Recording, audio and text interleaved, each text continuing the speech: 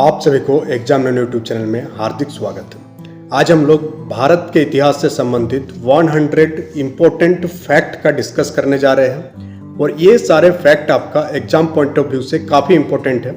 साथ ही साथ अगर आप इतिहास में रुचि रखते हैं, इतिहास को जानना चाहते हैं, इतिहास को समझना चाहते हैं तो ये फैक्ट आपको इतिहास का बेस को मजबूत करेगा।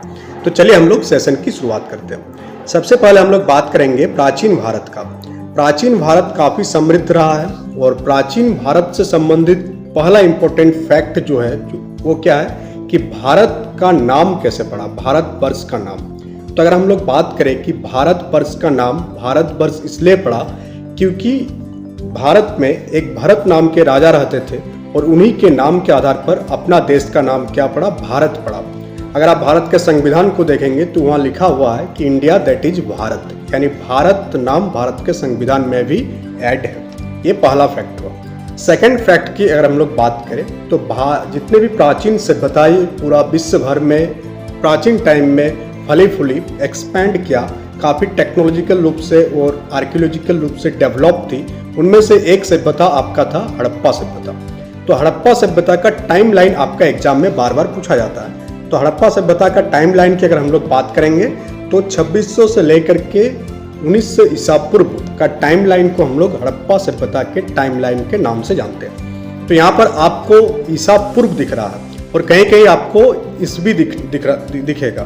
तो ईसा पूर्व और ईस्वी में क्या अंतर है? तो ईसा पूर्व यानी कि जीसस क्रिस्ट के जन्म से पहले का जो टाइम लाइन है उसे हम लोग ईसा पूर्व के नाम से जानते हैं, BC।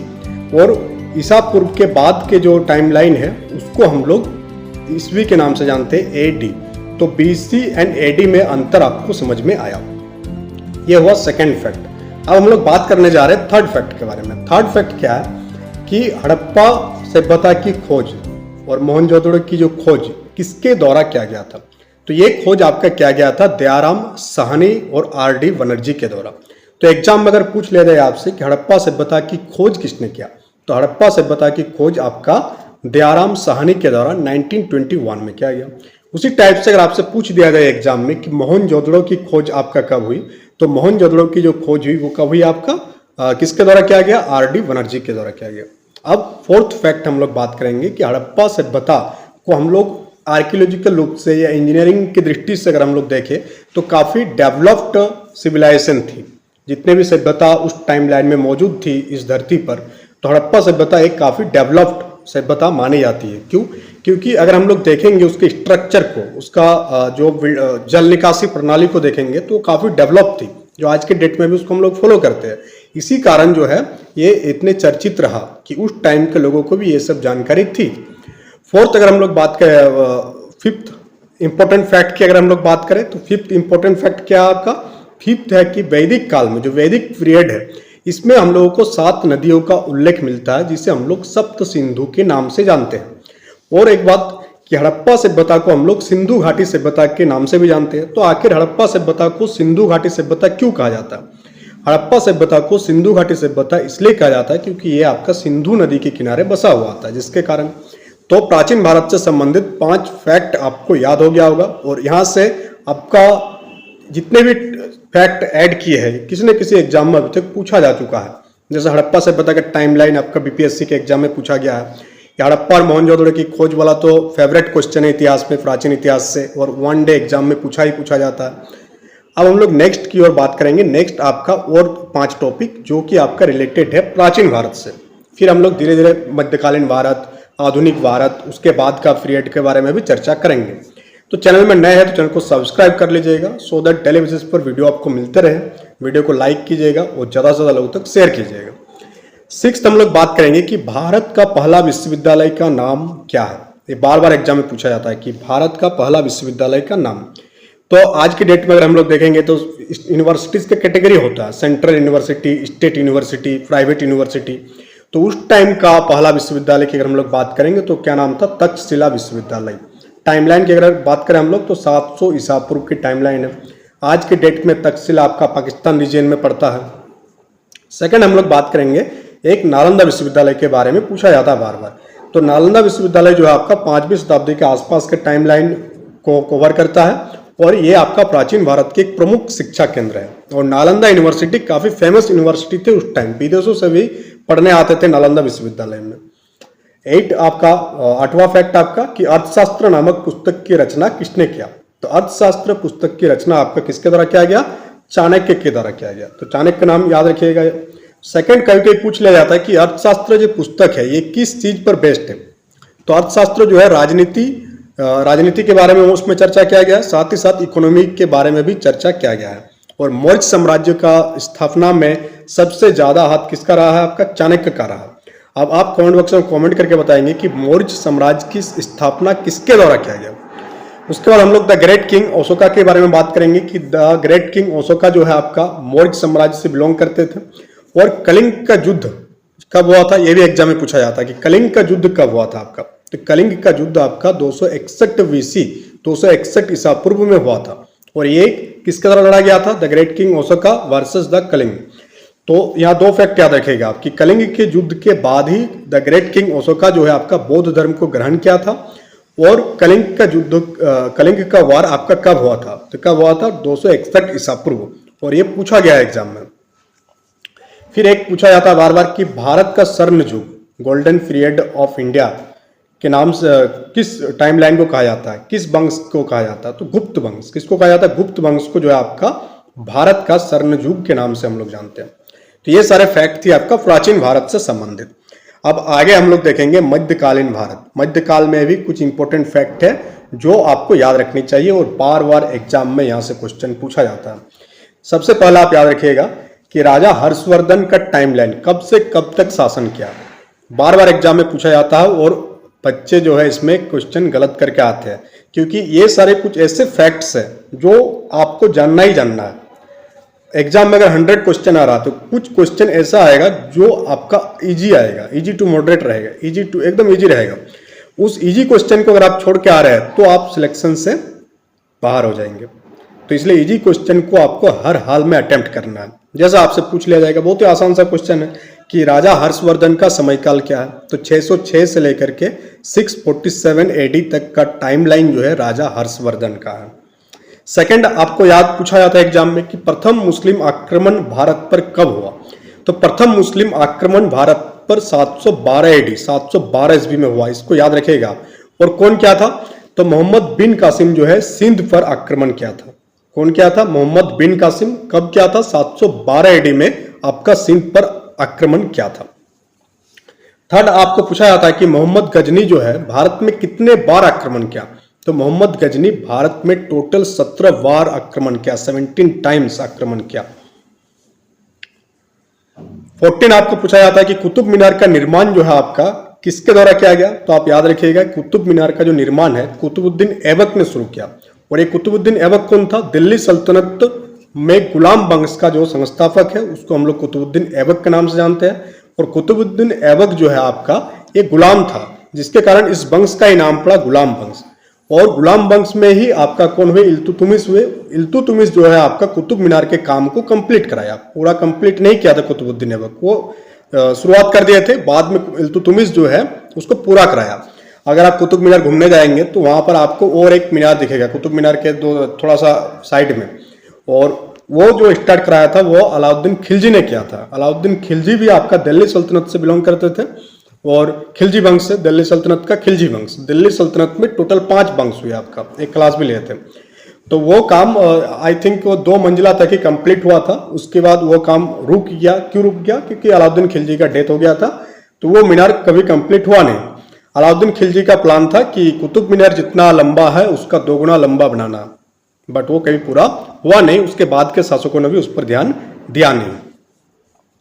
और आपको याद रखना है कि अलाउद्दीन खिलजी जो आपका दक्षिण भारत पर भी क्या क्या था, आक्रमण किया था काफी लंबे टाइम के बाद। अब हम लोग बात करेंगे थोड़ा मध्यकालीन भारत के और इंपॉर्टेंट फैक्ट्स के बारे में। एक बार बार पूछा जाता है कि किसने अपना राजधानी जो है दिल्ली से लेकर के दिल्ली से दौलताबाद स्थानांतरित किया। किस शासक ने अपना राजधानी कहां से, दिल्ली से दौलताबाद स्थानांतरित किया। तो मोहम्मद बिन तुगलक जो है आपका अपना राजधानी दिल्ली से कहां स्थानांतरित कर दिए थे, दौलताबाद स्थानांतरित किया था। और एक पूछा जाता बार बार कि भारत में ग्रैंड ट्रंक रोड की स्थापना या ग्रैंड ट्रंक रोड की निर्माण किसके द्वारा किया गया? तो निर्माण किया गया था शेर शाह सूरी के द्वारा। और शेर शाह सूरी जो है आपका मुगल वंश का जो सेकंड राजा है हुमायूं को हराया था। क्लियर हुआ आपको? और शेर शाह सूरी आपका बिहार से बिलोंग करते थे, बिहार रीजन से बिलोंग करते थे। कभी कभी पूछ लिया जाता है, बीपीएससी में भी पूछा आपका ये एग्जाम क्वेश्चन। फिर पूछा जाता है आपसे कि दिल्ली सल्तनत जो है आपका, दिल्ली सल्तनत की स्थापना जो हुई थी आपका 1206 ईस्वी में हुई थी और 1526 तक का टाइमलाइन दिल्ली सल्तनत का टाइमलाइन है। अब दिल्ली सल्तनत को किसने उखाड़ फेंका? तो दिल्ली सल्तनत को मुगल्स ने उखाड़ फेंका था। किसने किया था मुगल वंश की स्थापना? तो मुगल वंश की स्थापना बाबर के द्वारा किया गया था। कब किया गया था? 1526। कौन सा वार के बाद यह तय हो गया था कि दिल्ली सल्तनत अब खेल से बाहर होंगे और पूरा का साम्राज्य का बागडोर किसके हाथ में आ जाएगा? मुगल वंश के हाथ में आ जाएगा। तो पानीपत की पहली लड़ाई, कौन सा लड़ाई? पानीपत की पहली लड़ाई कब हुई थी? 1526 में हुई थी और बाबर इसमें विजयी हुए थे। और बाबर पहली बार इसमें बम बारूद जो होता है, गोला बारूद की इस्तेमाल किए थे इंडिया में पहली बार। इससे पहले इंडिया में जितने भी लड़ाइयाँ लड़ी गई वो तलवार से, भाला से, ये सब चीज से लड़ी गई थी। बट बाबर पहली बार ये बारूद वगैरह का इस्तेमाल, गोला बारूद का इस्तेमाल किए थे। वो जीतने का सबसे बड़ा कारण यही था। अब अगर हम लोग बात करेंगे मुगल साम्राज्य के टाइमलाइन में ही अकबर ने एक नया धर्म चलाने के प्रयास किए थे। उस धर्म का नाम क्या? दीन ए इलाही।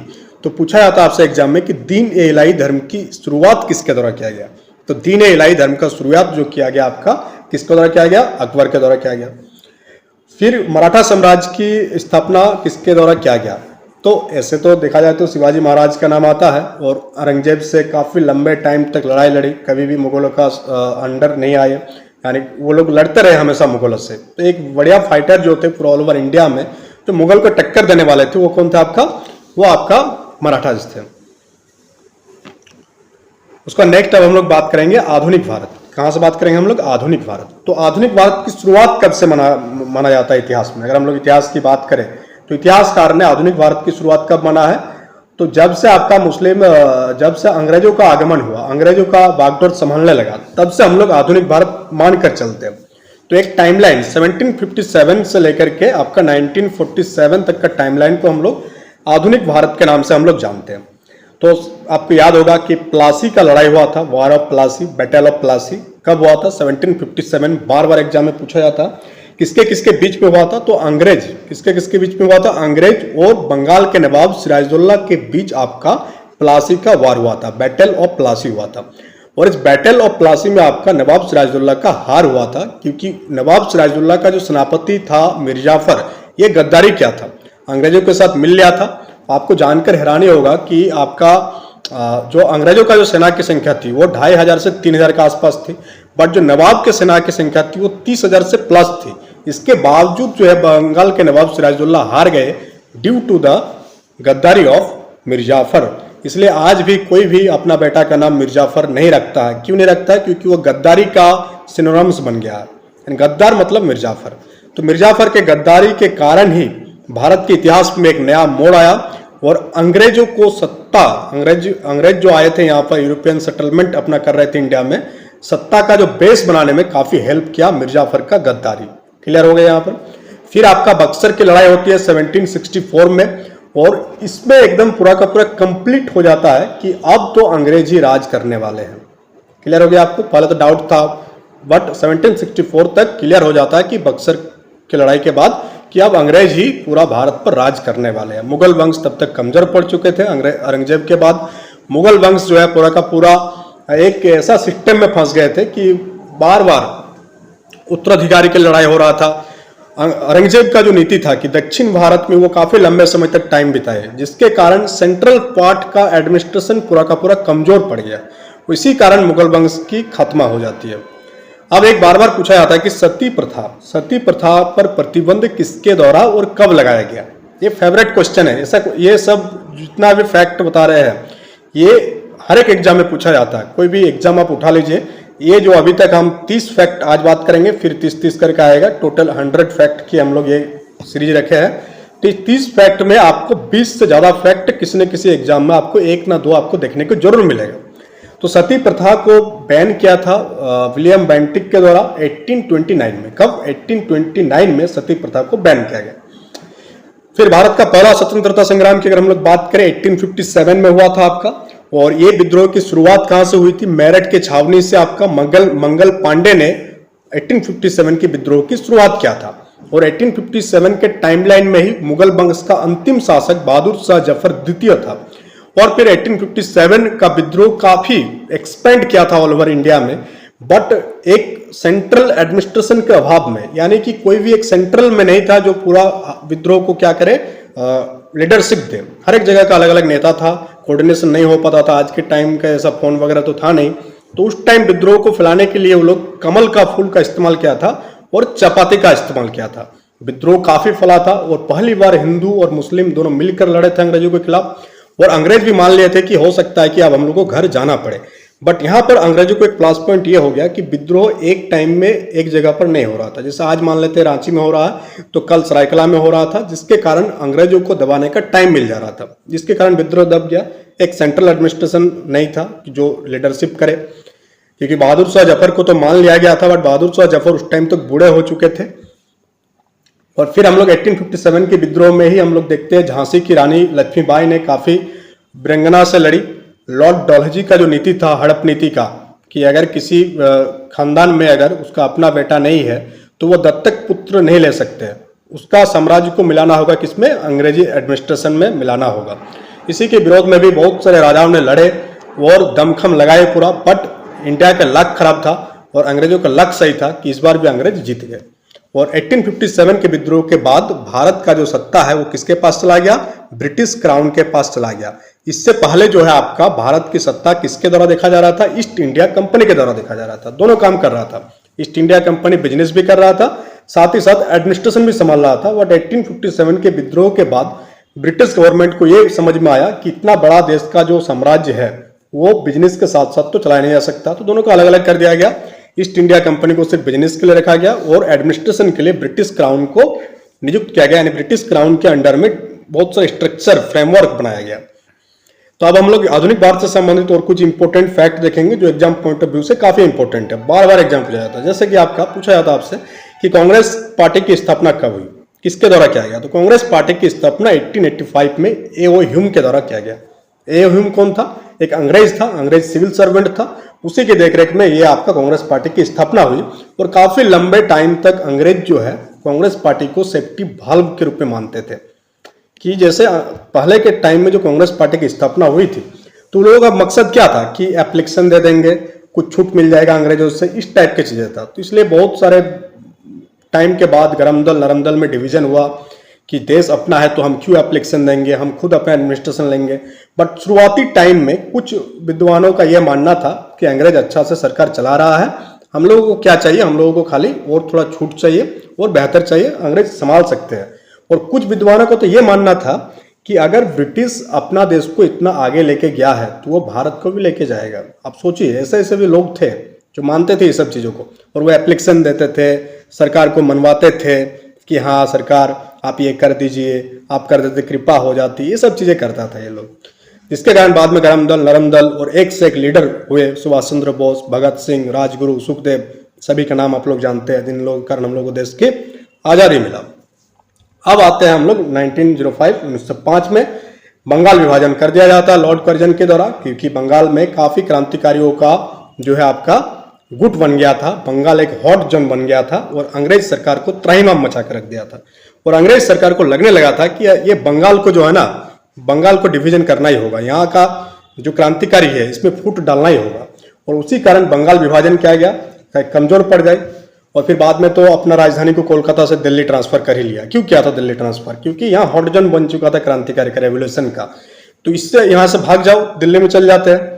बाद में पता चला कि नहीं, भारतीय तो अब इतना ज़्यादा आक्रामक हो गए, इतना ज़्यादा अपने देश के लिए लालायित हो गए, देश के लिए प्यार बढ़ गया इन लोगों का, देश के लिए एकता यूनिटी हो गया कि अब दिल्ली से भी भागना पड़ेगा। और बाद में दिल्ली से भी भागना ही पड़ा। अब गांधी जी जो है भारत कब लौटा ये पूछा जाता है, तो 1915 में भारत लौटकर स्वतंत्रता संग्राम का नेतृत्व प्रदान किया। किसने? गांधी जी ने। अब जलियांवाला बाग हत्याकांड होता है 1919 में, जनरल डायर ने गोली चलवाया था, बैसाखी का दिन था जलियांवाला बाग। उसके बाद 1920 आता है, असहयोग आंदोलन, नॉन कोऑपरेशन मूवमेंट किसके द्वारा चलाया जाता है?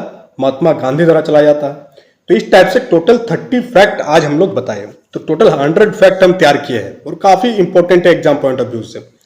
और कल के सेशन में हम लोग बाकी देखेंगे। बाकी आपका कितना फैक्ट बच गया, 30 इधर हो गया, 70 फैक्ट बच गया। और 70 और 30 करके हम लोग इसको सेशन को डेली बेसिस पर कंटिन्यू करेंगे। ज़्यादा देर तक आपका नहीं है सेशन, आराम से आप हेडफोन लगा के देख सुन सकते हैं और काफ़ी कुछ नया जानकारी आपको मिली होगी। आज सेशन कैसा लगा, सेशन कमेंट बॉक्स में कमेंट करके आप जरूर बताइएगा आज का सेशन का फीडबैक। और चैनल में नए हैं तो चैनल को सब्सक्राइब कर लीजिएगा। एग्जाम नैनो एप्लीकेशन को डाउनलोड कर लीजिएगा, वहाँ से अगर आप notes and test series access करना चाहते हैं डिफरेंट एग्जाम का। तो चलिए हम लोग मिलते हैं नेक्स्ट सेशन में। Thank you for attending the session.